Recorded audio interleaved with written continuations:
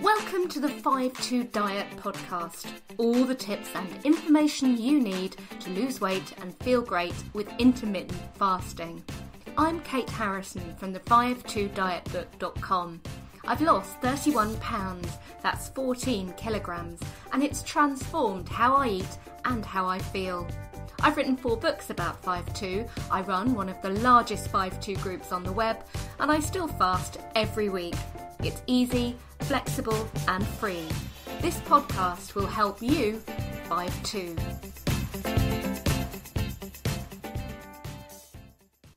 Hello and welcome to the second podcast with me, Kate Harrison. In this episode, I'm going to help you gear up for your first fast day, or to restart if you've decided to get back to 5-2 after a bit of a break. I'll share some of the main things you need to think about, how to set your goals, and some tips that have worked for us in the 5-2 Facebook group. Let's have a quick reminder of what 5-2 is.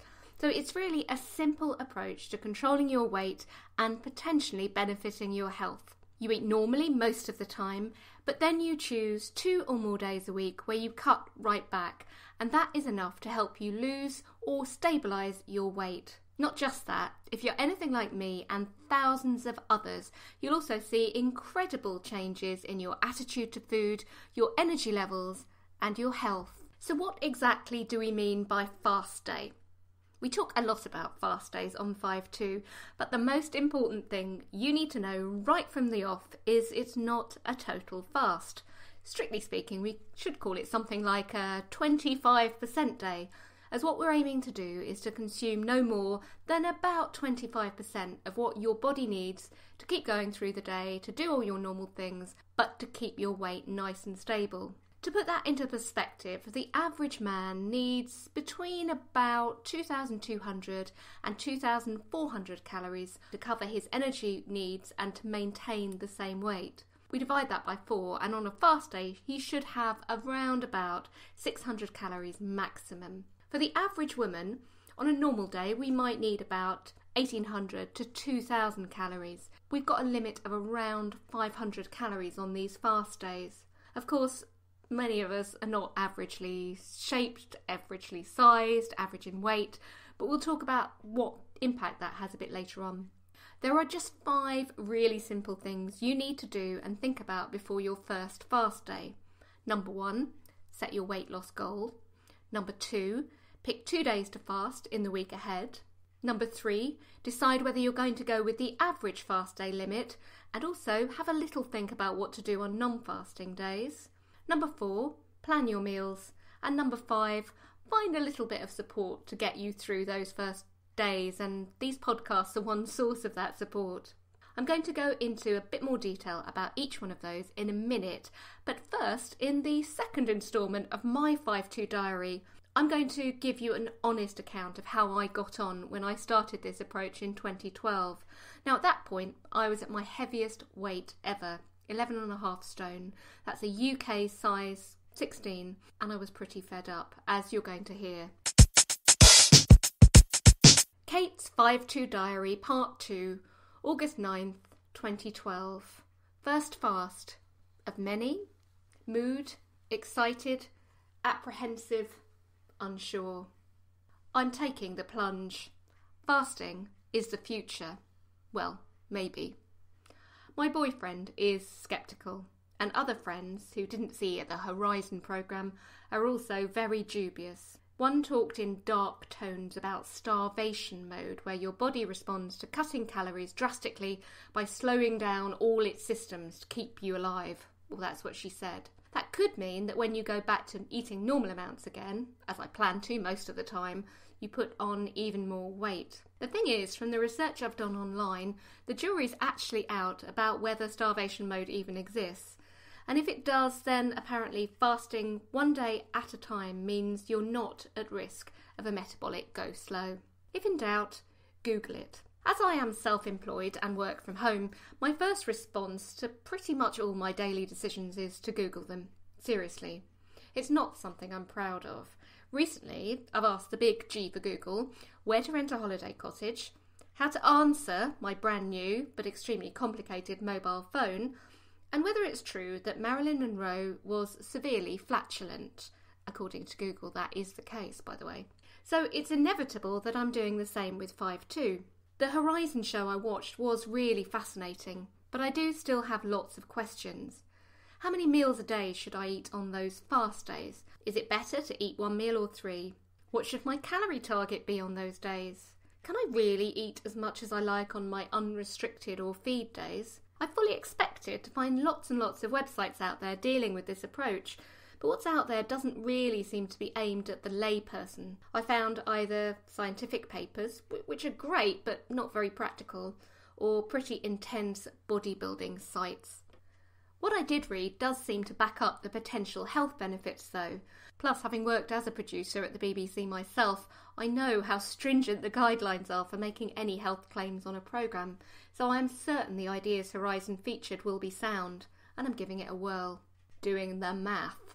The first thing I have to work out is roughly how many calories I need to maintain my current weight or overweight. I could use the average fast day limit of 500 calories, but I am keen to know exactly where I stand because I'm a bit shorter than average and maybe not as active as some women.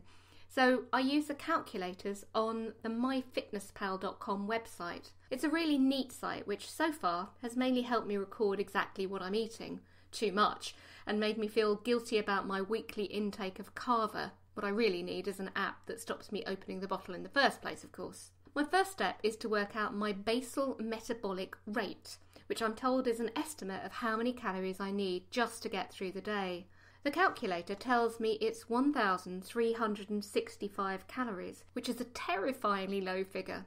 Then I realise that's based on just keeping all your body's systems ticking over, no more than that. So now I have to factor in my activity level using the Harris-Benedict formula, which does sound like a character from an episode of Sherlock. Because I do some light exercise, I multiply that basal metabolic rate thingy by 1.375, which gives me a more generous 1,876 calories, 0.87. I think I'll round up that 0.87. So that's my total daily energy expenditure. The initials for that are TDEE, and that's the calories I should eat to stay roughly my current weight. Except, of course, I don't want to be my current weight. I've been putting weight on, goodness knows how many calories I've actually been putting away to be quite this big. The third calculation is the most important. For my new regime to actually count as a fast and potentially bring me all the health benefits that the scientists are researching, I need to cut my TDEE right down. The suggested number is about by a quarter. 0.25. It comes to a slightly scary 469 calories, even lower than the averages of 500 for women and 600 for men that people were using in the Horizon programme. I go to the fridge and I start reading labels on ready meals, soups, fruit and veg packaging. Yes, that is a low limit, but it's also possibly doable. Little and how often? My final decision is how often I'm going to do these fast days, cut my calories right down. On the Horizon programme, the presenter, Michael Mosley, did it about twice a week. I've read online of other diets and other doctors recommending anything from 2 days to every other day. I'm a bit daunted by that, to be honest. Right now, I don't know how I'll cope with even a single day of eating less than 500 calories in total. So 2 days of cutting right back and 5 days of being fairly normal sounds like a good start. Now, all I need to do is, well, start. In the next podcast, you'll hear how I got on. But in this episode, let's go through those 5 stages I talked about to help you prepare for your fast days. Task 1. Set your weight loss goal. It is pretty important in any journey to know where you're going, and in our case that means checking your current weight and measurements. I know how hard that is if you feel miserable about the shape you're in, but I promise it's highly motivating if you can see what a difference you're making with 5-2. First of all, weigh yourself and take some measurements around your hips, your waist, your chest or your bust, and if you like, you can also measure your upper arms and thighs at their widest point. Then what you need to do is use your weight and height to calculate your BMI, that's your body mass index.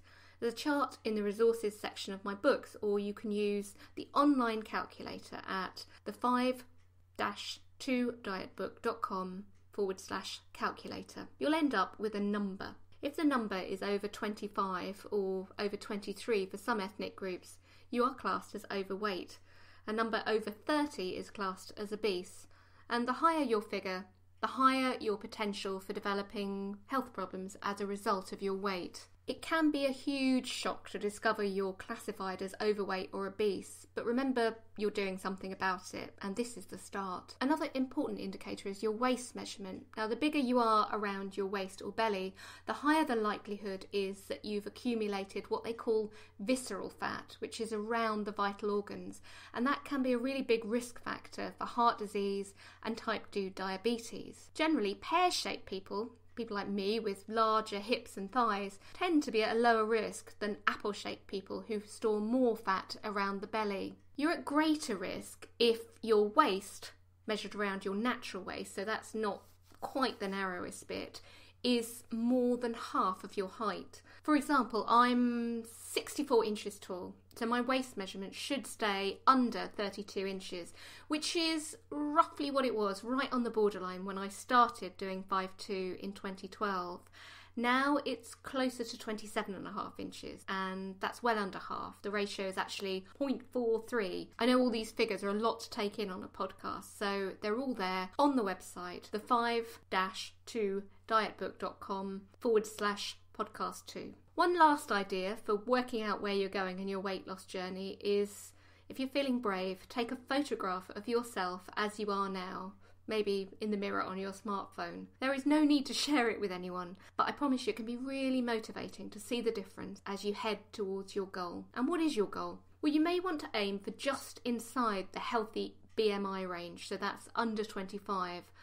Or you could aim to reach the weight or clothing size that you were the last time you felt happy and confident about your weight. Mine actually changed. So I started off wanting to be just within that healthy region, or in fact, under 10 stone. There was a psychological benefit for me of imagining myself at 9 stone 13. Actually, once I'd started 5'2", I realised it was so easy and I was finding it so enjoyable and refreshing to feel in control that I kept going. And now I'm 10 pounds less than that original goal. That's about 9 stone 3. It's a good idea now to write down your goal, or maybe use an app like myfitnesspal.com to plot your progress towards the goal, and have a few mini goals along the way. So if you are obese at the moment, then celebrate when you get into the overweight category, or even just fitting into your favourite pair of jeans.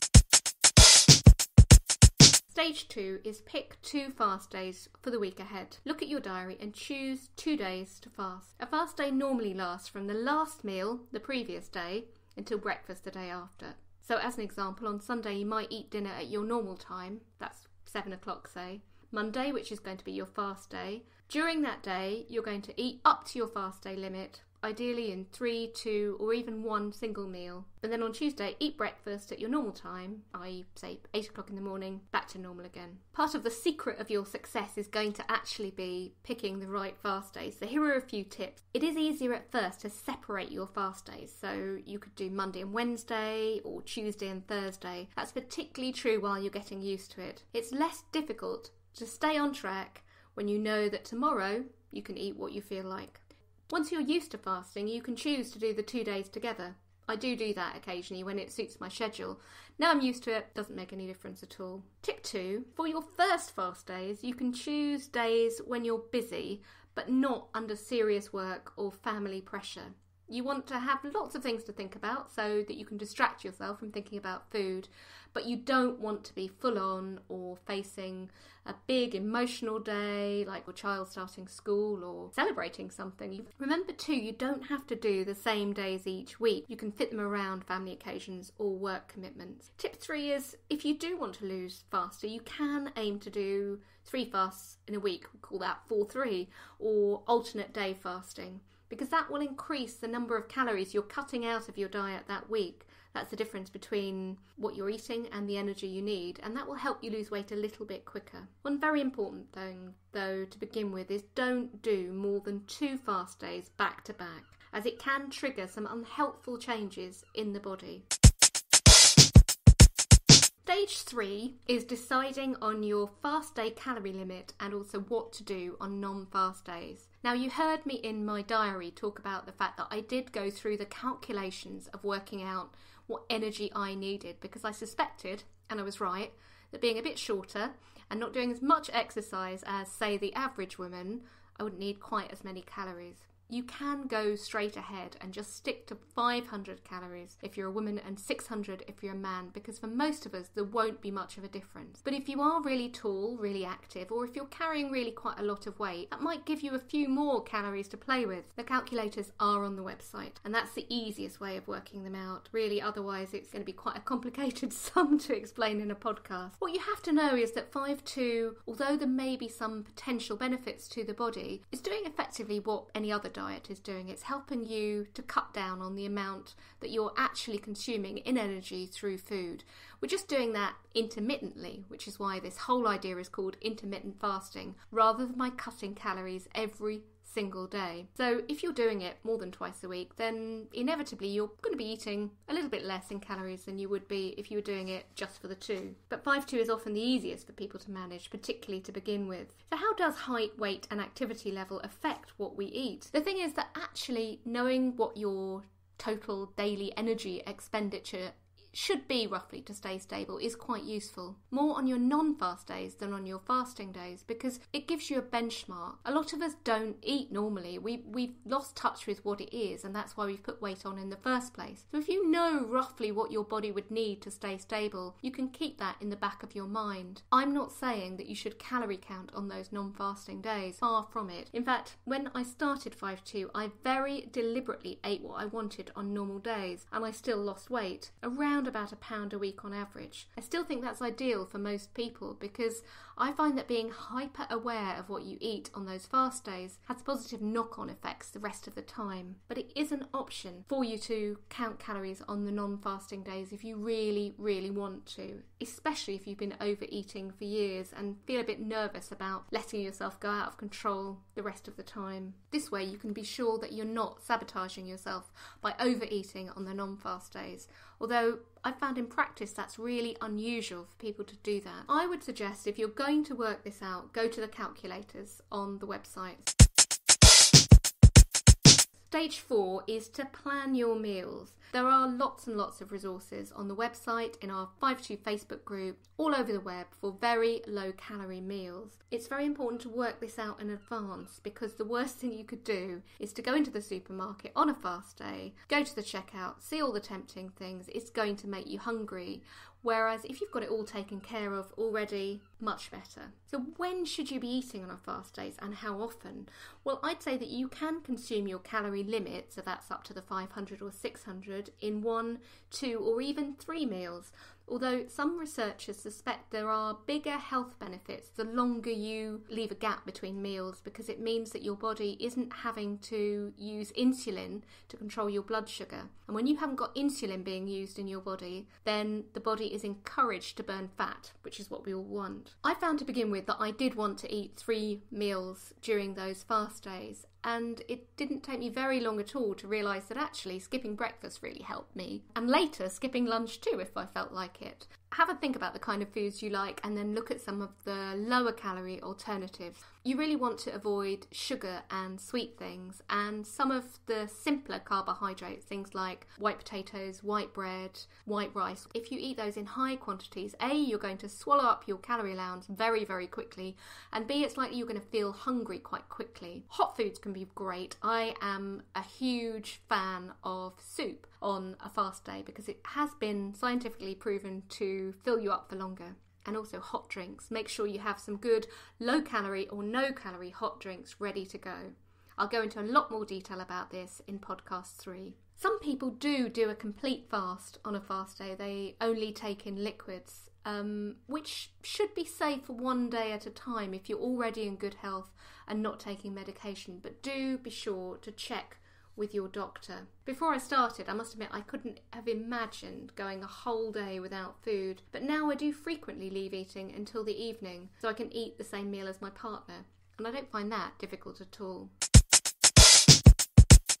Step 5, and this is the final step, find some support. Now this podcast, and particularly podcast 3, which follows this one, is going to be a good source of support because it will give you lots of tips on what to do and what to eat on that fast day. If you've got any kind of medical condition, if you are on medication or under medical supervision, have any concerns at all, please go to either your family doctor, your GP, or your specialist for advice. And you certainly shouldn't do this diet if you're pregnant or breastfeeding. Children and teenagers shouldn't do this, and there are extra factors to bear in mind if you're a diabetic. Also, if you've got any history of eating disorders, please do talk to your specialist or doctor about this before you start, because there is a danger that fasting might trigger some of those previous issues that you have had around food. If you're looking for daily support, then the Facebook group, which we set up right in the early days and had 6 members to begin with, now there are 35,000 of us, I think, all over the world, and it means that you never need to feel alone if you're feeling a bit tempted.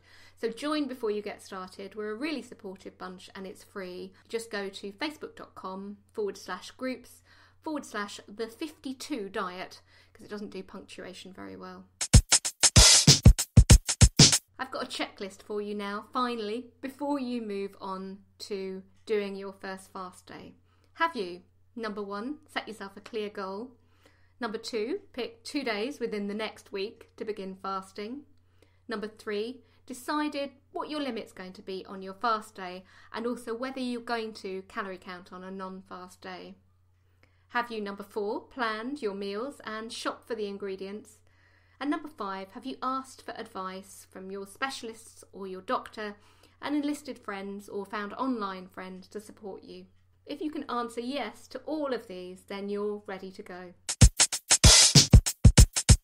In the next podcast, I'm going to be focusing on that first day and offering my top 5 tips for getting through the day, plus sharing my diary of that first fast back in August 2012. But if you can't wait for that, you could always buy one of my books. The 5-2 Diet book introduces my experience, while my 5-2 Good Food Kitchen, the newest cookbook, has lots of recipe ideas like homemade veggie pizza, pea and mint soup, Spanish tapas, vegetable korma, Middle Eastern mezze, Black Forest yogurt drink, espresso ice cream sundae, and even a chocolate truffle recipe.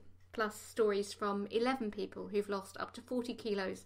That's 88 pounds by doing 5-2. For more free tips, recipes and information, visit the5-2dietbook.com. Follow me on Twitter at the52diet or download free samples of any of the books online at Amazon. Join in the lifestyle change everyone's talking about.